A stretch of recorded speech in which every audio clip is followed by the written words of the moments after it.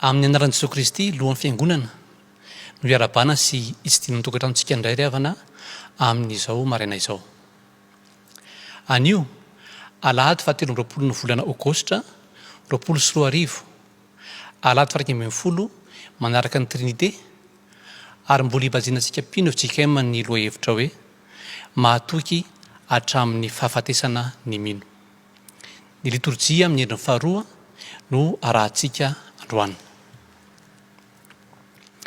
Ry havana malalo amin'ny tompo, mbola mpitondro aminareo anie ny fahasoavana sy ny fiadanana avy amin'ilay ankehitriny sy taloha ary ho avy amin'ny fanahy fito izay ao androny seda fiandrianany, avy amin'i Jesosy Kristy vavolombelona marina sy lamatoa amin'ny maty, lehibe ny mpanjaka amin'ny tany. Amen. Ankalaza sy mivonatra Andriamanitra isika ry havana ary manasanao hanokatra ny bokin'ny Salamo. Salamo 70 ary ny andininy voalohany hatramin'ny 5. Vita izany dia ny laharan-kira 100, ny andininy voalohany sy 4 no iombonantsika. Ny andininy 5 voalohany amin'ny Salamo 70 toizana amin'ny andininy voalohany sy 4 amin'ny firana FFPM laharana 100 midina tomponay. Ry havana malala, iray feo amin'ny mpanao salamo isika amin'ny aran'ny tompo manao hoe: Andriamanitro, Andriamanitro ianao, mitady anao fatratra aho, mangetahita anao ny fanahiko, maniry anao ny nofoko eto amin'ny tany maina sy mangetana tsy misy rano. Toy izany no nijereko anao tao amin'ny fitoerana masina, ahitako ny herinao sy ny voninahitrao. Fa tsara noho ny aina ny famindraponao, ny molotro hideranao. Toy izany no isaorako anao raha mbola velona koa aho, amin'ny anaranao no anandratako ny tanako. Toy ny vokotsoka sy tavy no avokisan'ny fanahiko, ary amin'ny molotra falifaly no hideran'ny vavako anao. Amen.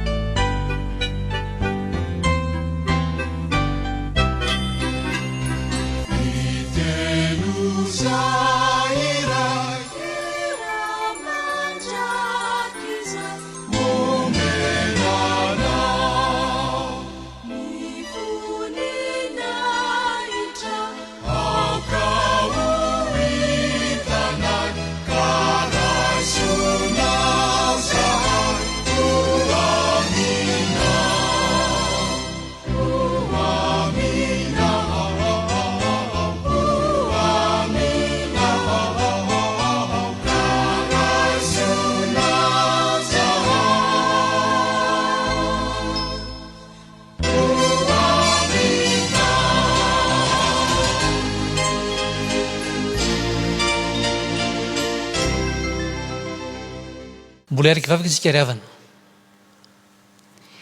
Ry raina izay an-danitro, rainay amin'ny alalan'i Jesosy Kristy, tompo sy famonjy anay ianao. Mankalaza anao ny voary manontolo ary midera sy mahay voninahitra anao tompony tompo, mpanjaka amin'ny mpanjaka izay vahoaka anao ety ambany masoandro. Misaotra anao izahay fa tratra izao anio izao afaka namakivaky ny herinandro iny. Ny tananao mahery no ny vimbina anay.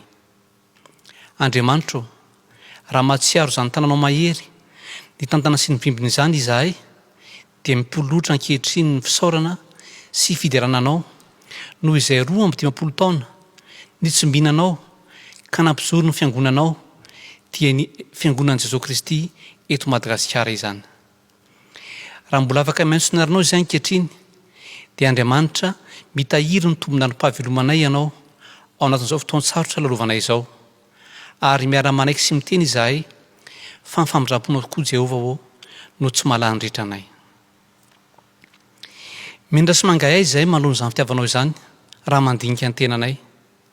Tsy mendrika ny antso narinao akory izahay Andriamanitra, tsy mampandroso ny tena navoaky ny vavanay, tsy vitanay izay tokony nataonay. Nanao ny tsy nety teo masonao izahay ary fantatray fa tsy misy miafina na afaka fenina aminao izany. Jereo mindra fonao Andriamanitra ny fony torotoro, miaiky ny elokay, ary amin'ny fona no hitako inay fa noho ny amin'i Jesosy Kristy tompo sy mpamonjy anay dia ho sasanao madio indray izahay ka afa-keloka, ary ho diovinao koa ka ho afa-pahotana. Koa manandratanao izahay any amin'ny avindrindra ry Jehovah raitsy toa, ary manavao ny fanorentenanay izahay mba ho fanatatra velona, masina, sitraka ao Andriamanitra amin'ny alan'izao fanompom-bavahana izao.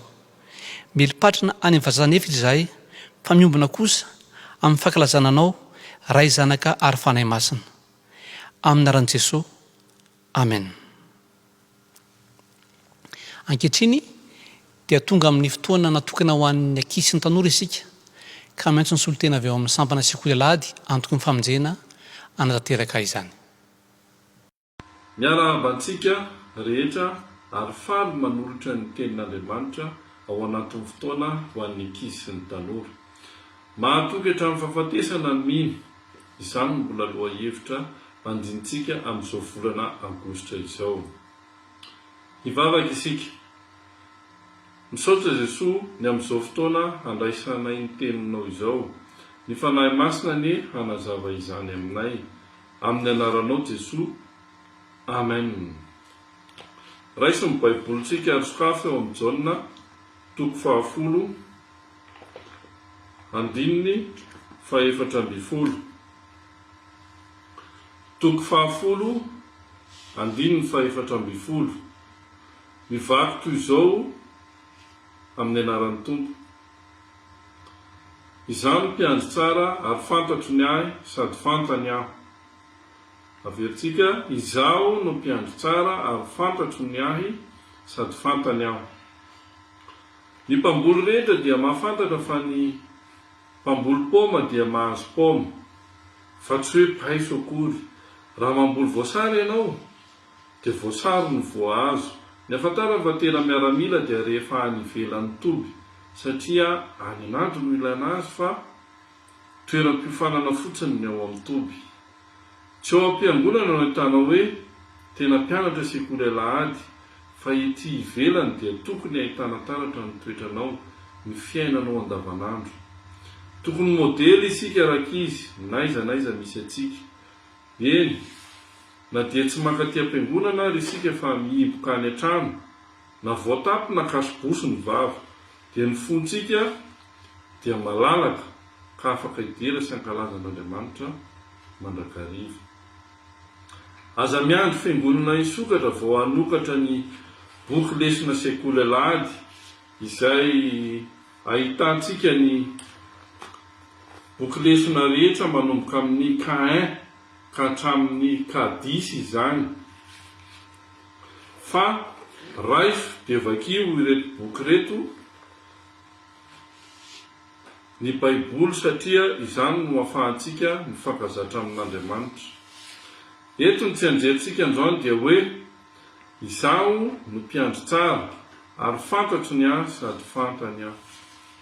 Tsy voatery mahafantatra anao ny olona ambony iray na mpanakanto malaza iray izay tena tianao azy. Eny, na dia fantatrao tsara aza ny momba azy. Fa eto kosa Jesosy Kristy dia ambony indrindra. Ny fitoerany dia avo, mpanjaka amin'ny mpanjaka, tompo ny hery rehetra Andriamanitra, ka hatrany an-danitra ka hatretỳ tany. Ny tombontsoan'ny olona tena mihinana Jesosy marina tokoa dia Jesosy mihitsy no manamafy hoe izaho no mpiandry tsara ary fantatro ny ahy sady fantany aho. Ny mpiandry tsara dia sady miaro nondry, hanaraka tsara ny fandaminana no miaro azy, koa amin'ny fahavalo mitady anafika sy amono. Ny zava-dehibe dia ny hoe fantatry Jesosy ianao, fa tsy hoe mahafantatra azy fotsiny. Tandremaraka izy mifetsiky ny fiteny, ny fitondran-tenana, fa fantatry Jesosy ianao, hitany ny ataontsika any ambadimbadika any. Aoka mahatoky sy marina isika fa any Jesosy isika. Rehefa mino any Jesosy isika dia manaiky azy zato isan-jato, tsy hoe ampiangonana ihany, fa na aiza naiza misy anao dia matoky azy. Aza matahotra fa miaro anao izy, miaro antsika amin'ity aretina corona ity izy, miaro antsika amin'ny loza rehetra. Mampitraka antsika raha sendra malahelo tsika, raha tena miankina sy matoky azy isika. Averiko indray, raiso ary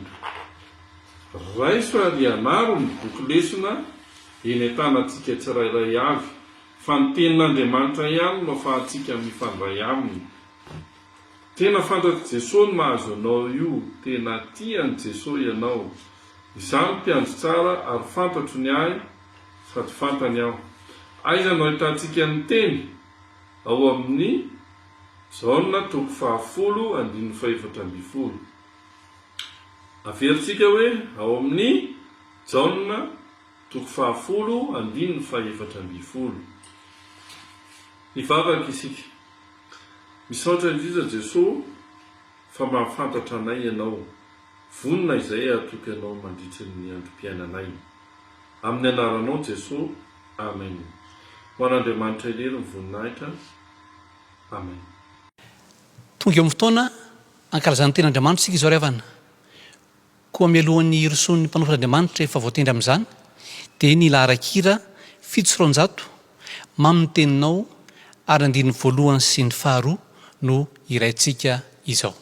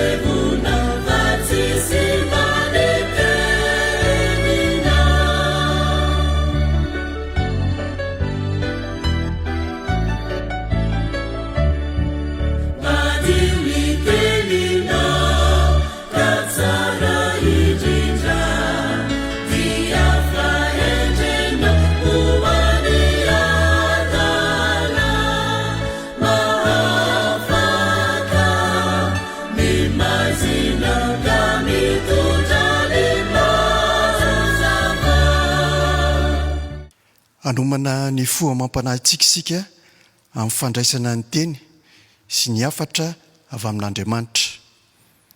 Ny teny voalahatra ho antsika anio dia ny mpanjaka voalohany 7:1 ka hatramin'ny 10. Mpanjaka voalohany 7:1 ka hatramin'ny 10. Manarak'izay dia ny filezantsara ao amin'ny Luka 7:12 ka hatramin'ny 12. Luka 7:12 ka hatramin'ny 12. Ary faranantsika amin'ny epistiliny Timoty 2 4:7 ka hatramin'ny 12. Timoty 2 4:7 ka hatramin'ny 12. Alohan'izany anefa dia noho ny vavaka fangatahana ny fanazavan'ny fanahymasina isika. Vavaka isika. Ry Andriamanitra ray zanaka sy fanahymasina, Andriamanitra teny tonga nofo. Tompo, hiomana andre ny teninao indray izahay ankehitriny, satria hoy ianao hoe tsy ny mofo ihany no veloman'ny olona fa ny teny rehetra izay aloky ny vavanao. Koa mangataka ny fanahymasinao izahay, Tompo, mba homba ireo izay hamaky sy hitory ny teny ary ireo izay andreny teninao ka ho teny velona sy mahery ho anay ane ny afatra avy aminao ary ho fanelo ny tongotray sy ho fanazavana ny lalanay. Dia amin'ny anaran'i Jesosy ilay teny nahariana ny zavatra rehetra no angatahanay izany. Amen. Amin'ny anaran'ny Tompo, mpanjaka voalohany, ny nandosirany Eliana nakany anefitra sy nisehoan'Andriamanitra taminy tao Horeba ary ny nanendrenany Elisa handimby azy. Dia nolazainy Ahaba tamin'ny Jezebela izay rehetra nataony Elia, dia namonoany ny mpaminany rehetra tamin'ny sabatra. Ary Jezebela naniraka olona tany amin'ny Elia na hoe, ataon'ireo Andriamanitra amiko anie izany, eny mihoatra noho izany aza raha tsy ataoko toy ny amin'ny anankiray amin'izay. Amin'ireny ny ainao raha maraina toy izao. Ary raha nahita izany izy dia niainga ka lasa nandeha. Hamonjy ny ainy dia nakany Berseba izay any Joda, ary ny zatovo najanony tao, fa izy kosa nandeha lalana indray andro tany anefitra. Ary raha tonga ka nipetraka teo ambanin'ny anjavidy anankiray, dia nangataka ho faty izy ka nanao hoe, aoka izay, alao ny aiko ankehitriny. Jehova fa tsy tsara noho ny razako ao.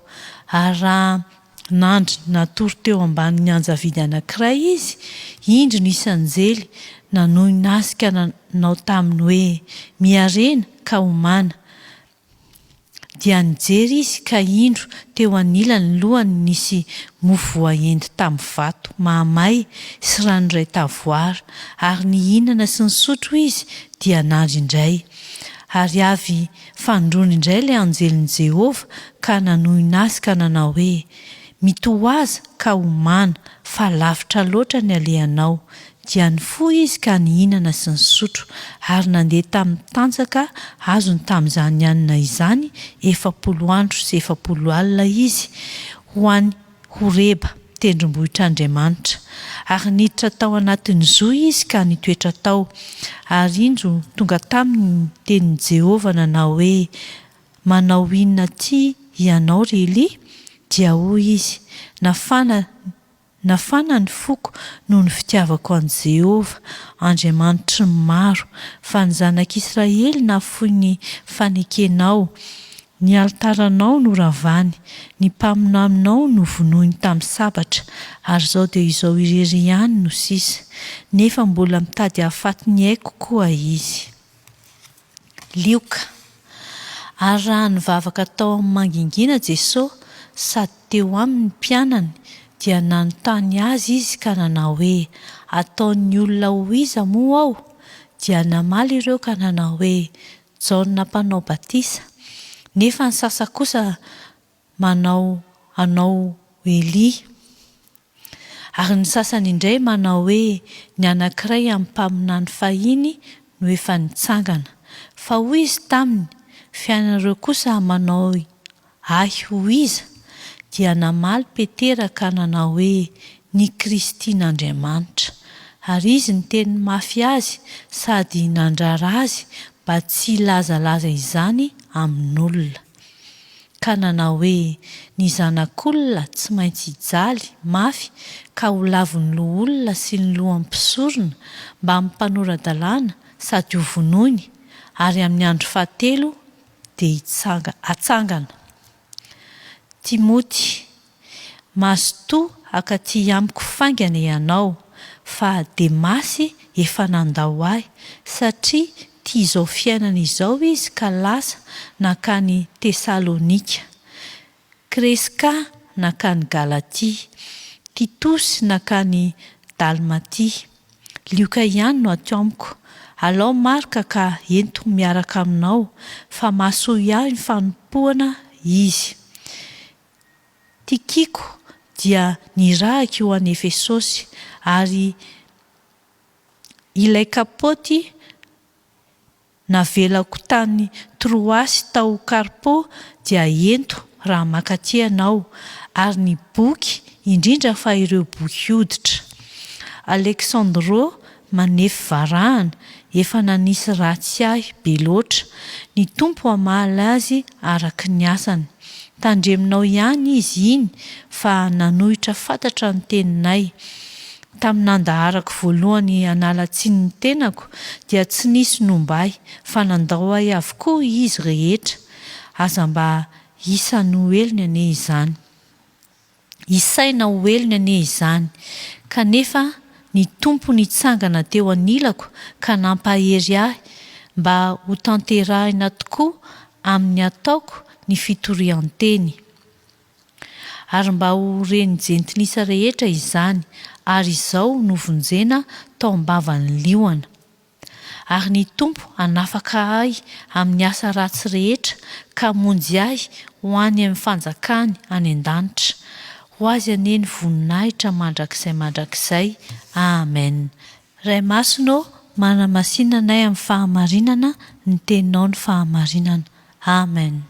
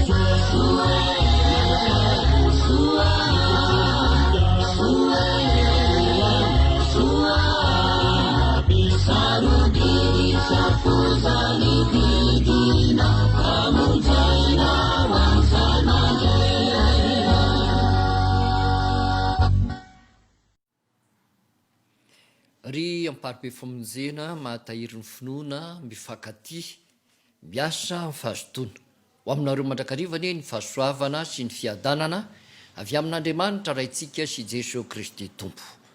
Ny tenin'ny soratra masina izay akatsika afatra ry havana amin'ity alahady 23 ny volana aogositra ity dia izay hita ao anatin'ny perikiopa no vakiana tamintsika teo ka ny filazantsarani Jesosy izay nosoratan'ny Lioka mondraisantsika afatra.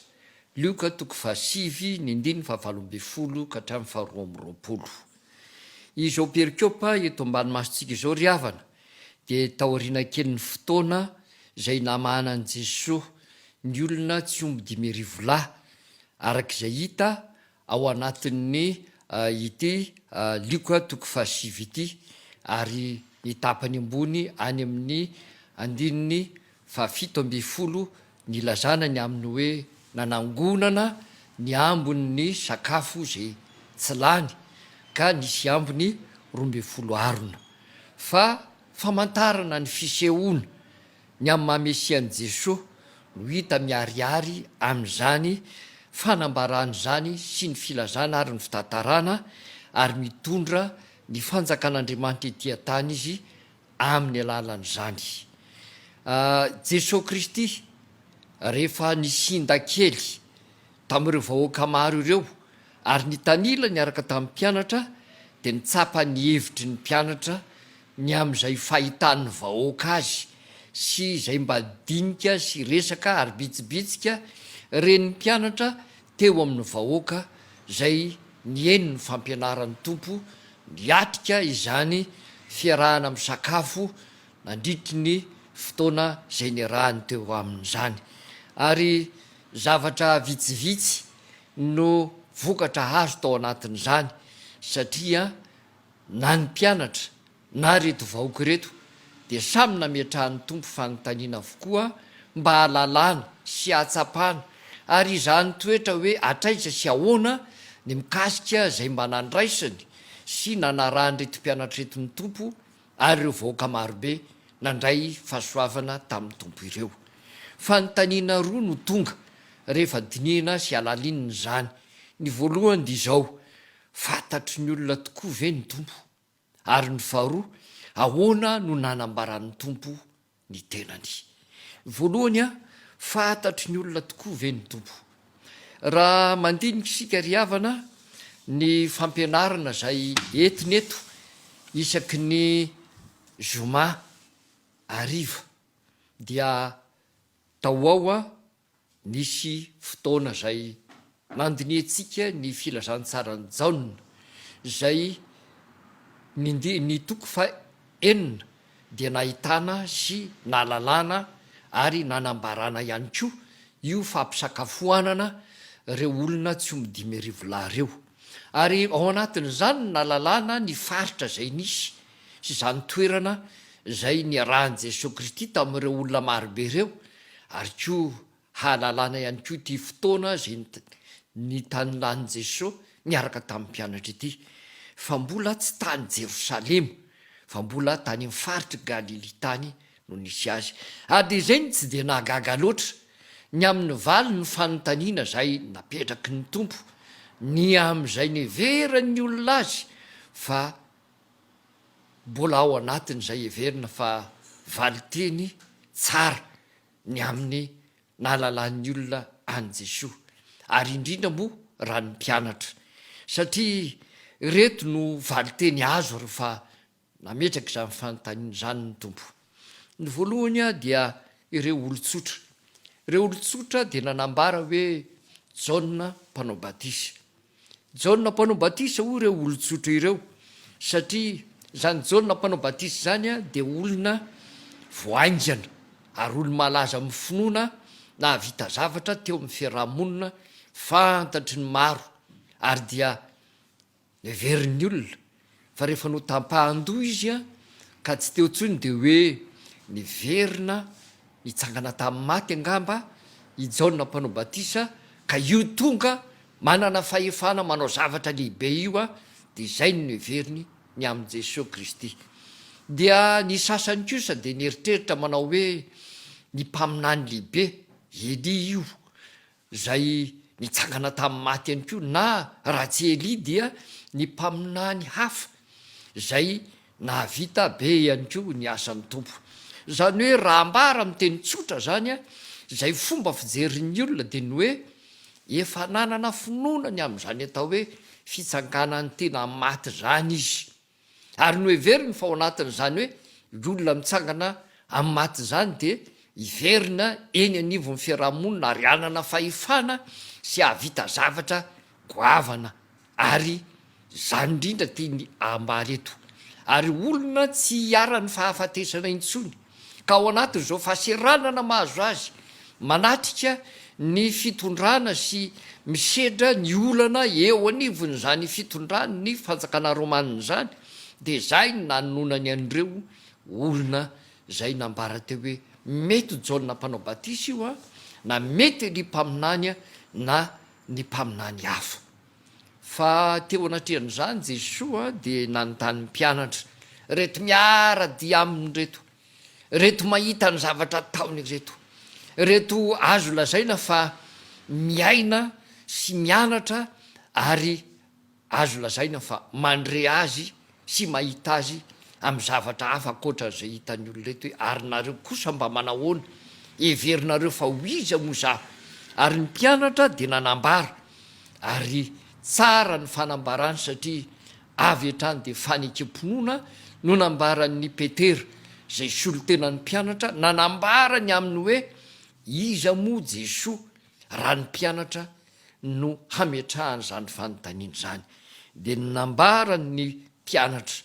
zay ny soloany Petera tena dia ny hoe ianao no Kristy n'Andriamanitra ianao no Kristy n'Andriamanitra riavana malala ao amin'ny tompo rehefa fantarina ny hevitr'ireo valim-panontaniana rehetra ireo a dia arak'izay voalaza teo hoe mbola tsara avokoa ny nanehoany sy nanambarany mikasika an' Jesosy ka na dia ny everiny aza fa olo malaza ny finoana nitsangana tamin'ny maty ka manana fahefana Jesosy dia azoazo ihany zany ary indrindra moa ny mpianatra eto milaza fa Jesosy mihitsy no ilay Kristy n'Andriamanitra fantatra tao anatin'izany fanambaran'ny mpianatra zany a fa ny teny fikasana izay nomena ny vahoaka n'Andriamanitra hatrany amin'ny fanekena taloha de ho avy zany Kristy n'Andriamanitra zany,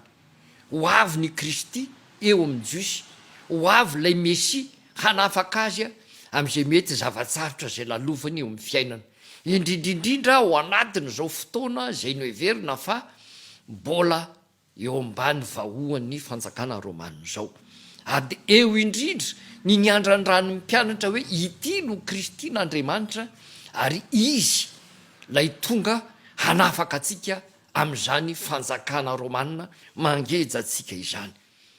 Ioatra lavitra noho izany anefa ny am'ty Jesosy Kristy ity, ary izay indrindra no hitondrana ny fanazavana amitsika ny valin'ny fanontaniana faharoa manao hoe ahoana no nanambaran'ny tompo ny aminy.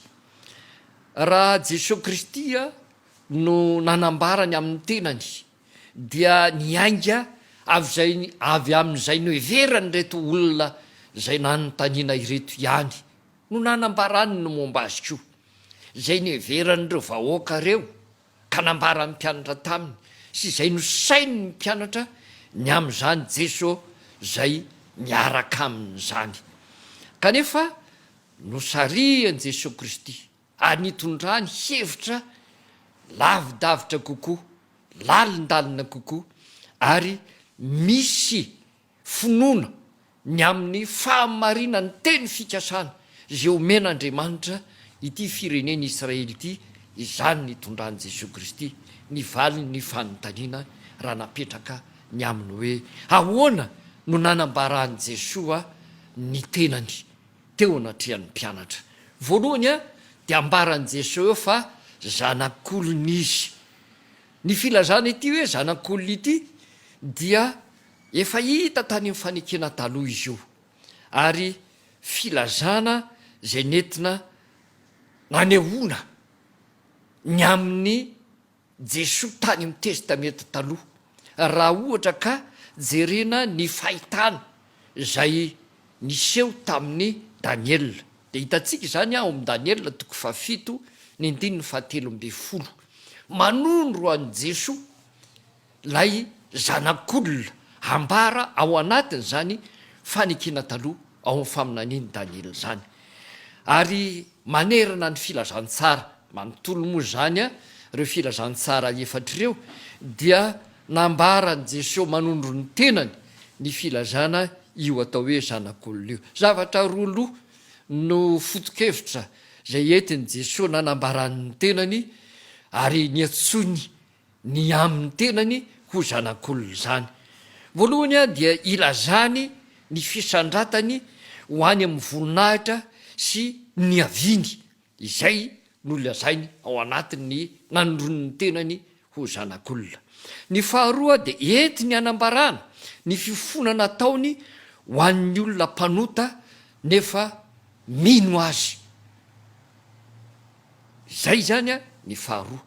Ary ireo zany rehefa atambatra de ahitana hoe raha manambara ny tenany Jesosy ho zany atao hoe zanak'olona zany de entiny maneo lay fietretenany zay natongavany ho nofo tety ambany masoandro zany, ka nitondrany ny afatra ary ny fanjakan'Andriamanitra aorina ety ambany masoandro. Ary io indrindra no nanehoany lay teny fikasana tany aloha rehetrarehetra tany fa tanteraka zany ankehitriny ary tonga ny fotoana io mijoro eo anatrehan'ny mpianatra eo izy. Ny faharoa zay anambaran'ny tompony tenany de ny hoe izany Mesia izany, ary zay no nadiso hevitra ny olona ny amin'ny fahatongavan'i Jesosy, akoatra nylay atao hoe fanetretena lehibe hoe tany an-tranon'omby izy no teraka, de hoe ampijaliana sy ho vonoina ary ny mpitondra fivavahana teo amin'ny jiosy de hanatanteraka izany. Zavatra tsy nieritreretina, tsy nosaintsainina teo amin'izany firenena zany, zany hoe Mesia tonga izany ka ho ampijaliana, Mesia tonga izany ka ho vonoina, nefa izy no tena andrandraina hitondra ny famonjena hanafaka amin'ny gejany firenena zay misotasota amin'ity firenena jiosy ity. Kanjo mivadika indray eto ka tonony hoe ny jiso indray ny sotasota azy hampijaly azy ary amono azy mihitsy.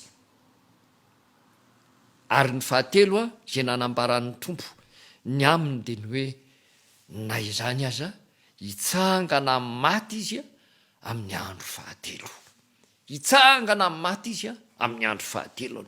Ary ity fitsanganan'i Jesosy Kristy amin'ny maty ity dia tsy de mitovy loatra arak'izay nieritreretany Jiosy azy, tahaka ny eritreritreto vahoaka na nytany mpianatra eto hoe mety jaona mpanao batisy zany na mety Eli zany a na mpaminany hafa mitsangana amin'ny maty.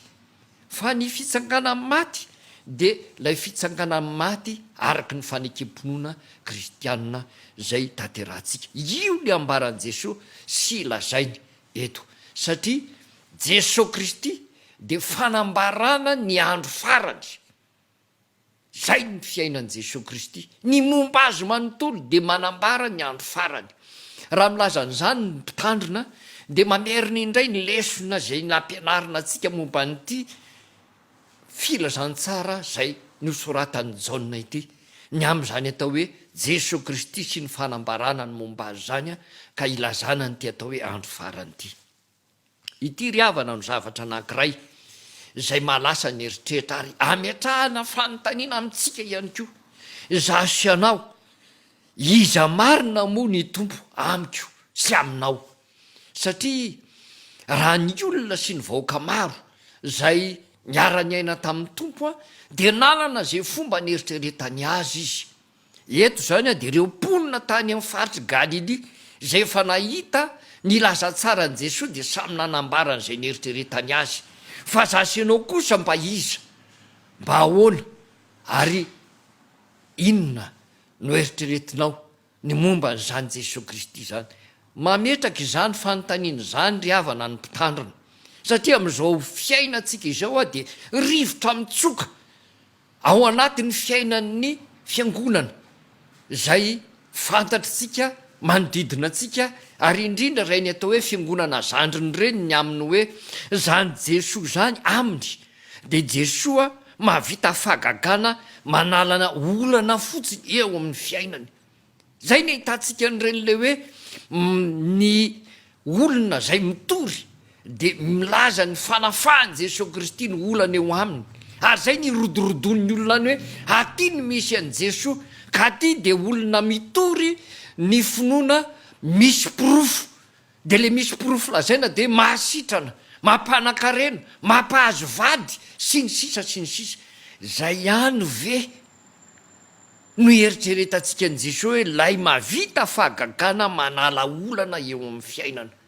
Raha izay a de mitovy amin'ny enireto le vahoaka ireto ny azy, izany hoe izy ilay atao hoe Jaona mpanao batisa nitsangana tamin'ny maty, na izy ilay atao hoe Eli mpaminany sy ny mpaminany hafa zay navita fahagagana teo amin'ny Jiosy. Raha izay ry havana ny eritreretantsika ny amin'ny Jesosy a de mbola tsy Jesosy lay zanak'olona, lay hoampijaliana ary lay hitsangana amin'ny maty, ary lay hanambarany tenany fa zanak'Andriamanitra ihany koa amin'ny ataony ka mandresy ny fahafatesana ary anome fiainana ho an'ny olona zay mino azy. Izay le Mesia ho tonga, zay le Jesosy Kristy zay nirahin'Andriamanitra ary manatanteraka lay asan'Andriamanitra. Ny faharoa dia fanontaniana tahak'izao, lay razam-bazaha ironany maro manerana ny tany ve? Araky ny fandraisan'ny atao hoe ireo atsotsika hoe razanista, na le mpandala na le mifikitra amin'ny fomban-drazana sy ny momba ny razana eto amin'ny nosin-drazantsika. Zany moa tsy zavatra mitranga ao anatin'ny fotoana zay hitoriana ny filazantsara hoe fa maninona no razam-bazaha no topoina sy akalazaina satria zao fa ny razana gasy koa nge mba mavita e. De indraindray morona ny olona hoe zany razam-bazaha zany ve? Zay indray no andrasany an'i Jesosy Kristy sy ny eritreretany an'ity Jesosy zay manatanteraka ny asa sy ny iraka mpanaovin'Andriamanitra ray azy tonga ety ambany masoandro. zany koa no mbe o a-tsaintsika ry havana, zany koa no fanontaniana apetraka amintsika mba amataratsika ny aminy hoe aiza marina moa ny finoatsika sy ny fiheverantsika ary ny fandraisantsika anty Jesosy Kristy ity hatramin'izay nitoriana ny filazantsara. 15 taona moa zao ny FJKM, ianao ve ao anatin'izay 15 taona ny joroan'ny fiangonana FJKM zay mba manao hoana ny finoanao? Ianao no anontaniana, ianao malagasy io no ametrahana an'izany fanontaniana zany. Fa ny fahatelo manaraka an'izany de izao: Kristy, ilay zanak'olona tonga tamin'izao tontolo zao ho mpanavitra sy ho mpamonjy, ary le nanome fiainana ho azy sy anao ve no nandraisanao sy alalanao ary hifikiranao amin'izany Jesosy zany, sa iza? Fa io le zanak'Andriamanitra velona tonga tamin'izao tontolo zao anome fiaina mbaovao anao, ka anananao zany dieny ety ary anananao zany atrary. Ry havana malala o mitompo, mahatsiaro an'izany indrindra ka mahita ny asa-pitoriana filazantsara zay nataon'ny Paoly sy ny fanorena am-piangonana.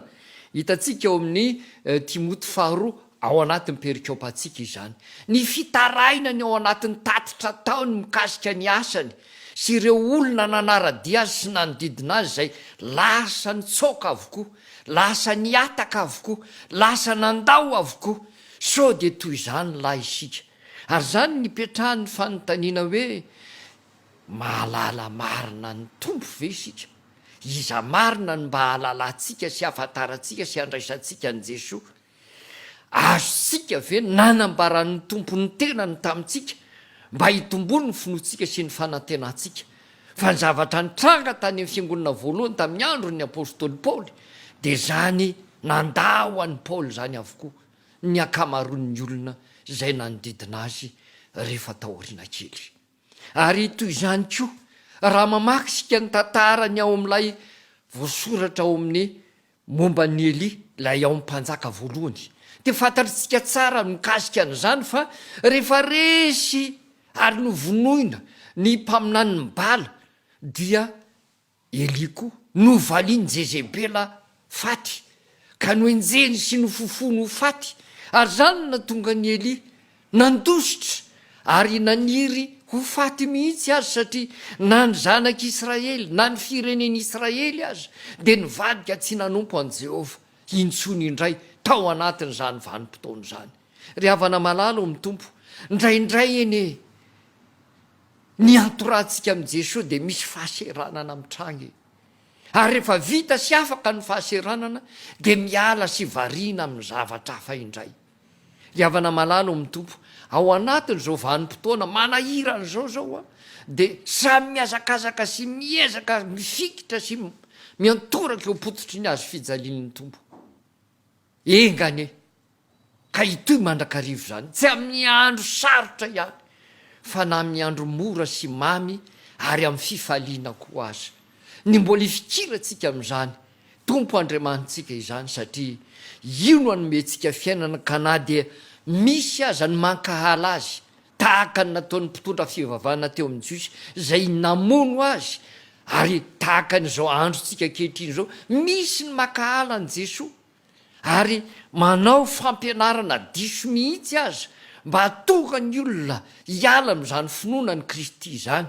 Ary de zany no ahitantsika an'ireny fampianarana samihafa ary ihany koa sarimihetsika samihafa zay manonona sy mampafantatra ny amin'ny Kristy, tahaka n'ireny le hoe ny fakapanahy farany zay nahazo an'i Kristy ka naresy azy tao anatin'ny fotoana samihafa, sy ilay atao hoe fanambarana sy filazana sandoka natao momba ny atao hoe prieuré de Sion, zay entin'ny olona hanaratsiana ny amin'i Jesosy Kristy. Ry havana malala o mitompo, zavatra hiazakazahan'ny olona amin'izao fotoana izao de ny hanaratsy an'i Kristy.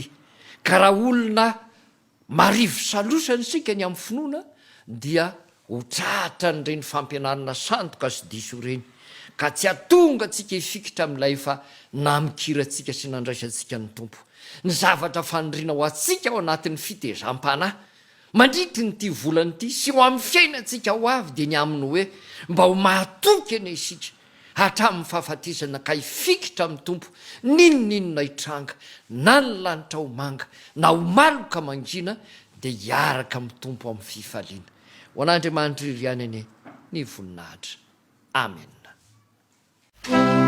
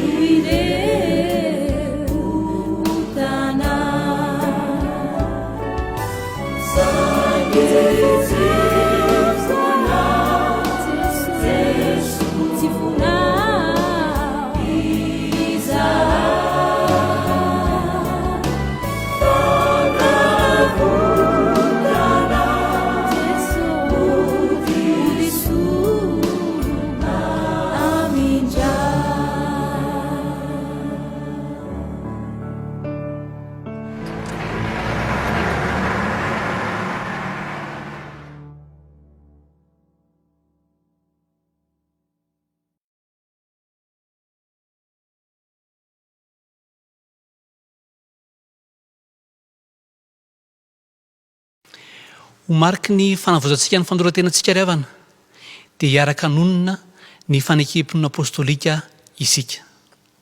Ry havana, aoka isika hiaraka anaiky sy hanambarana amin'ny finoana imbonantsika amin'ny fiangonana kristiana rehetra manderina izao tontolo izao manao hoe: mino an'Andriamanitra ray tsy to, mpanao ny landra sy ny tany aho, ary mino Jesosy Kristy zanan'ilay tokana tompontsika, izay nitorotorona tamin'ny fanahy masina, nateraka Maria Virjiny, nijalana napaka Pontio Pilato, no ombona tamin'ny hazo fijaliana, maty ka nalevana, nidina tany amin'ny fiainatsita, nitsangana tamin'ny maty tamin'ny andro fahatelo, niakatra ho any an-danitra, mipetraka eo ankavan'Andriamanitra ray tsy to, avy any no hiaviany tsara ny velona sy ny maty.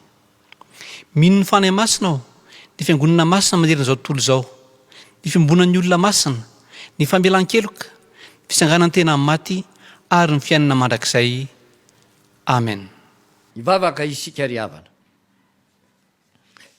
Ry Tompo Andriamanitry ny famonjena anay eo, indreto izay maneho fisaorina sy fakasitrahana anao, no ny famondraponao sy ny fitahinao, fa tianao izay Tompo, hatoky hatramin'ny fahafatesana, aharitra amin'ny finoana sy ny fanantenana, miorina amin'ny asa mpamonjena vitanao Jesosy Kristy. Ary raha tonga aminay ny fanontaniana, tahaka n'izay napetraka ao tamin'ireo mpianatra ny momba anao araky ny fahalalan'ny vahoakanao, dia irinay Tompo, izahay anana fanekemponana tsara tahaka n'izay nataon'ny apôstôly, ka handray anao Tompo ho mpamonjy ary ho mpanavitra anay, ilay zanak'Andriamanitra velona, nandresy ny fahafatesana sady fiainana mandrakizay ho anay, satarinay dinety ary ho anay mandrakizay dory. Ary atoky anao zay Tompo, ka na zavatra mety mitranga eo amin'ny fiainanay, na mora na misarotra, na manahirana na mangidy na mamy, dia hoeo akaikinao hatrany, ifikitra aminao mandrakariva, ary atoky anao eo amin'ny fiainanay manontolo. Tompo, jereo ny fiangonanao ankehitriny, mandalo n'izao fotoatsarotra izao izay misy eto amin'ity izao tontolo izao ity, ary miatraika amin'ny firenenay eto amin'ity faritra Nalamanga misy anay ity. Tompo, entina hiambavaka am-pelantananao ny fiangonana, ny mpitondra fiangonana, ny mpitory ny filazantsara rehetra, mba samy hatateraka ny adidy sy ny andraikitra napetraka ao iantsoroany sy ijoroany, olona mahatoky hatramin'ny fahafatesana, ary mahajoro vavolombelona anaranao amin'ny zavatra rehetra, sady mahavita ny iraka izay hampanaovinao azy. Toy izany ity fitandremana amparibe famonjena misy anay ity Tompo, ny kristianina rehetra tsy hakanavaka ao anatiny, miara-mivavaka, dia hitoetra tsara sy hamikitra amin'ny finoana marina anao Kristy, tsy ho voavilivily ny fampianaran-diso eto sy eroa, na amin'izay zavatra maro samihafa izay mety mandoka, fa mba hamantatra izay finoana sahaza sy tandrify, dia izay efa nandraisiny anao Kristy ka nahatonga ny fiainany fikitra aminao. entina iambavaka eo ampelantananao tompo ny sampana sy ny sampanasa ary ny asa zay efa najoronao mba hamelonaina mandrakariva ny asa ny fiangonana sy ny fitezam-panahy ireo mpanomponao zay miaina ao anatin'ny fiangonana ka nomenao taleta sy fanomezam-pahasoavana entina hampandrosoana sy hanitarana mbainday ny fanjakanao.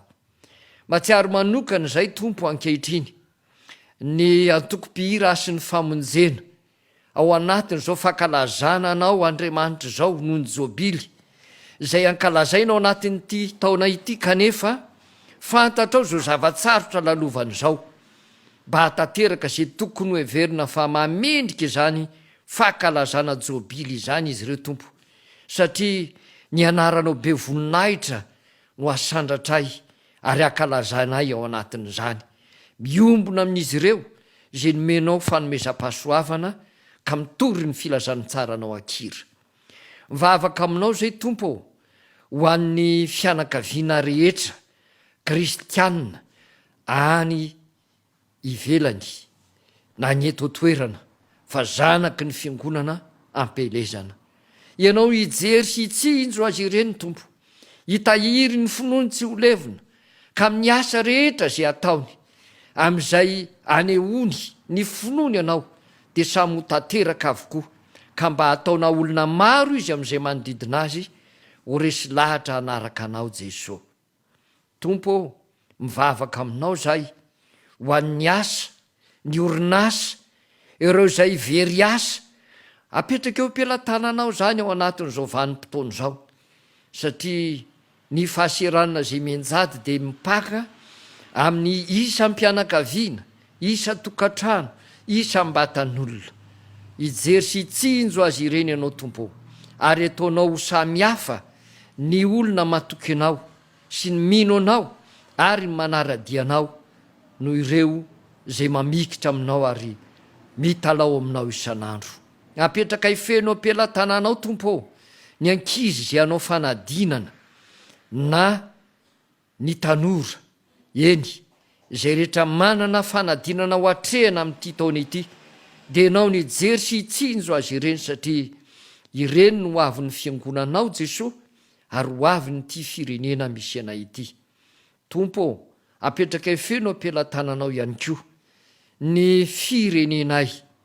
Ianao tompo ijery ny malagasy rehetra sy izay vahiny miara-monina sy mipetraka aminay eto, satria izy ireny no miaraka aminay, mifanerasera aminay ary miara mampandroso zany firenena zany.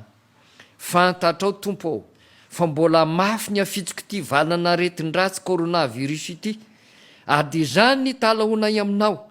Ianao tompo no hanome fahasalamana, ianao tompo no andevona tsikelikely ny heriny zany aretin-dratsy zany, ka hatrany amin'ny mpitondra fanjakana sy ny vahoaka entina dia hiasa nan-kery ianao tompo mba hananana ifahendrena ka ny mpitondra aneo ny fahamarinana ny fitantanana tsy miangatra ary ny vahoaka hanaraka ny fandaminana mba hatonga ny fiarovana ara-pahasalamana mba harindra arak'izay tokony ho izy. Toy izany tompo ny ahatserovanay ny mpitsabo rehetra izay miresaka momba ny fahasalamana. Izy ireny koa dia apetraka eo ampelantananao mba havita tsara ny asany ary ho maro sy tombo hatrany eny ireo marary sy tsy salama ho sitrana soamantsara, ho fifalian'ny fianakaviana ary indrindra ny tenany nandray zany fahasoavana zany. Dia toy izany ny mpitandro filaminana tompo, fantatrao fa ao anatin'izao fotoana manahiran'izao maika mebe ny ratsy ary mirongatra na ny vakitrano eny ny fanendahana etseroa, ka na amin'ny maraina na amin'ny atoandro na amin'ny alina na amin'ny ariva dia omba azy ireny ianao ataterahan'ny asany. Tompo, mivavaka aminao zay ho an'ireo zay mahatsiaro fa tena ao anatin'ny fahaseranana tanteraka ankehitriny, ireo zay maharary na inona tsy fahasalamana manjady aminy na inona rofy mahazo azy, apetraka eo ampelantananao avokoa ireo mana manjo. Tompo malalo, mila anao izahay, te hitoraka eo anatrehanao izahay, te hifikitra aminao izahay, meo azy ire tompo, ny vaolana tandrifisa aza esoa reo amin'ny rofo sy ny aretina, ary meo fahatonina izy hanaiky ny sitraponao ho fiononany sy ho fahirizana amin'izay manjo azy. Toy izany koa ny atserovanay tompo, ireo manana ataka manokana sy ireo mangataka mba hoentina mbavaka. Ianao tompo malala ny hevitra izay heveranao ny olonao, ary fantatray fa efa nanomana fiadanana ho anay ianao, ary zany fiadananao zany tompo no irinay mandraka riva hoe ho amin'ny fiainanay, ka zao vavaka ataonay izao dia kambanay ary ataonay fehetokana amin'ilay vavaka nampianarinao manao hoe rainay eo zay any an-danitra, ho masinina ane ny anaranao, ho tonga ane ny fanjakanao, atao anay ny sitraponao, ety an-tany ho tahaka ny any an-danitra. Meo anay n'izy anasazo anay, ary mamelà ny elokay tahaka ny namelàna izay meloka taminay, ary iza mitondra anay amin'ny fakapanahy, fa manafanay amin'ny ratsy, fa hanao ny fanjakana sy ny hery, ary ny voninahitra mandrakizay. Amen. Mialoha ny anonantsika ny tondrosotra sy andrasika ny afara sy ny tsodrano dia ny hira mamy ny foko ro Jesosy, ary ny andininy faharoa no ataontsika, ary ny laran-kira fa 17 kosa ho vavolombelonao, ary ny andininy voalohany sy faharoa no ataontsika aorian'ny tsodrano. Tanony foko ry Jesosy, zaza tsy mahasaraka anao, mora malemy mora maniry, tano ifiky trao aminao.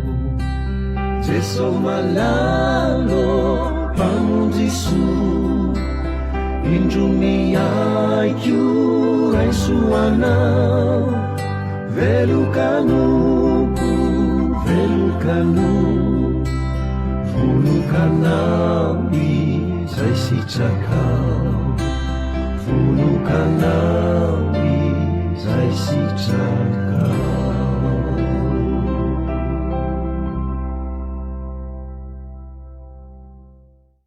Dia misaotra an'Andriamanitra sika ry havana ny fahatanterana izao fotoana izao, koa hanafatra antsika ny mpitandrina mba ahafahantsika mbola miara-miombona amin'ny fiantanana amin'ny mateny iray antsika ao amin'ny tompo.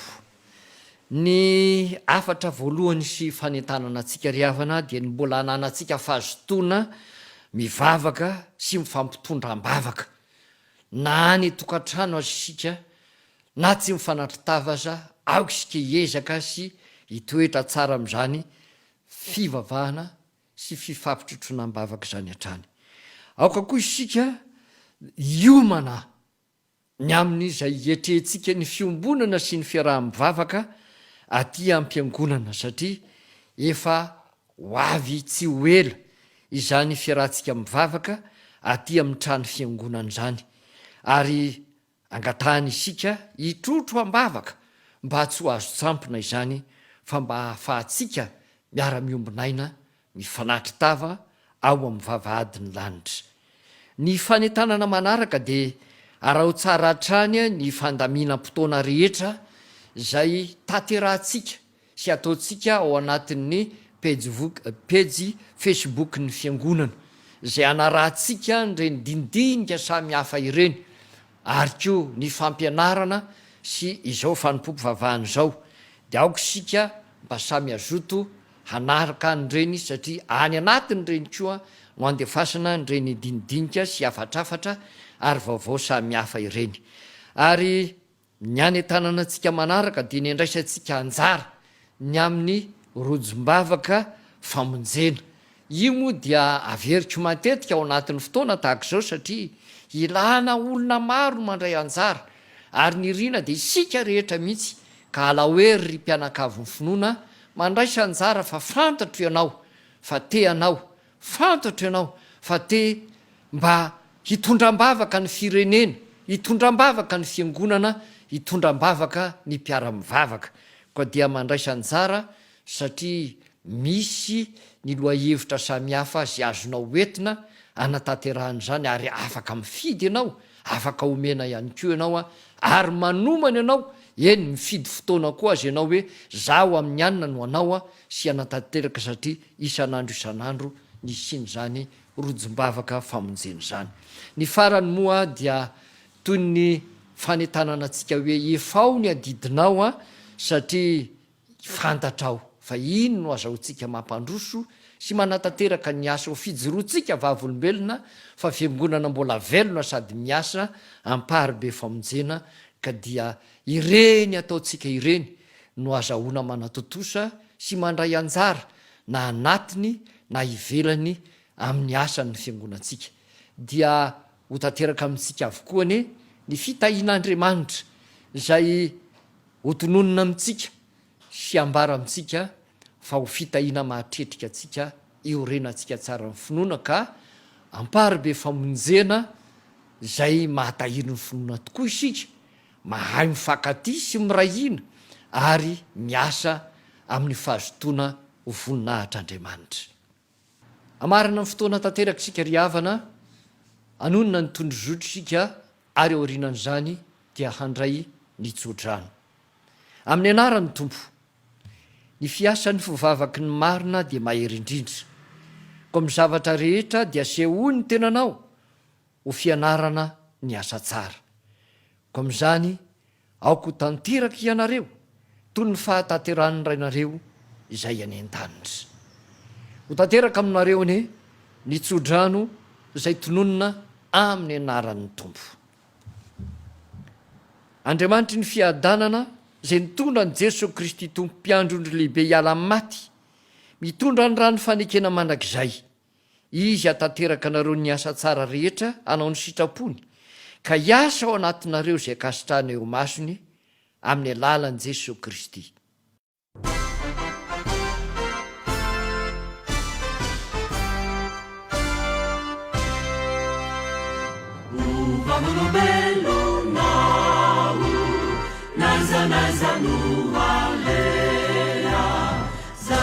Fanirina vao se atokulearea karasanuata tetuko favonona utialana anda tupoira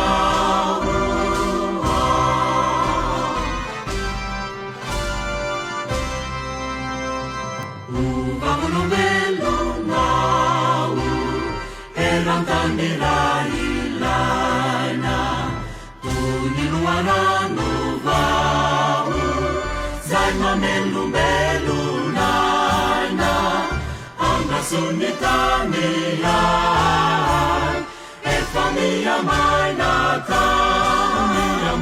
tupu oitinda alefasuhununa.